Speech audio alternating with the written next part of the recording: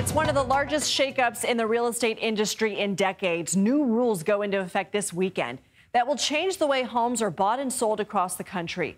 CBS News senior business and technology correspondent Jo Ling Kent tells us what this means for potential home buyers.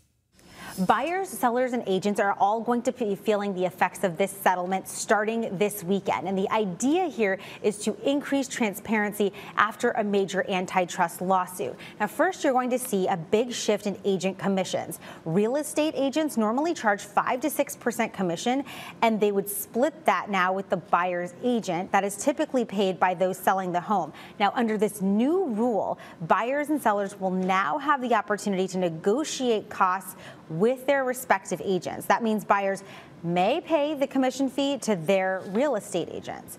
There are also changes when it comes to listing a home for sale on the MLS, the multiple listing service.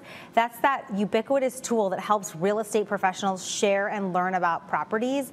Agents will no longer be allowed to use the service to offer to pay a commission to agents representing potential home buyers. They will also be required to remove all broker compensation fields. Now, you might remember, why did this all happen? Back in March, the National Association of Realtors announced that these rules were going to be part of a landmark $418 million settlement to end an antitrust lawsuit. The association was challenged over allegedly forcing sellers to pay up to a 6% realtor commission in which they allegedly drove up home prices.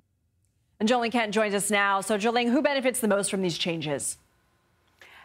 It really depends on who you ask, because when it comes down to it, it's all about the individual case and negotiation here. So when, say, for example, if you like to browse open houses and you're going around, you won't need a special agreement in that case to engage with a realtor when you're just looking for homes. But then if you want to see something privately or individually and you want to get more serious, you will have to sign an agreement, which would include striking the terms of how much you might pay, whether that is for a commission for a possible purchase or negotiate, paying by the hour or a fee.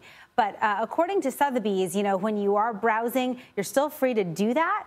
But then once you get more serious and you want to get more specific about a property or perhaps a neighborhood, that's when you have to engage in what these agreements have been called. What are experts telling you? Is this a step in the right direction for the U.S. housing market? This is a move. It was an antitrust lawsuit that resulted in a massive historic settlement, $418 million. And as a result, we are seeing more of a moving target, if you will. So there was a standard of about 6% that was paid by the seller to cover both the seller and the buyer's agents, right? And now that cost could be distributed, if negotiated, across both parties, the buyer and the seller. So looking ahead, though, as you know, the housing market's been super tight. And if you look at what the Federal Reserve is expected to do, we expect to see interest rates get cut in the mid-September meeting in Washington. So depending on how that goes, how much of a cut, you could see a swell in participation from both buyers and sellers in the market.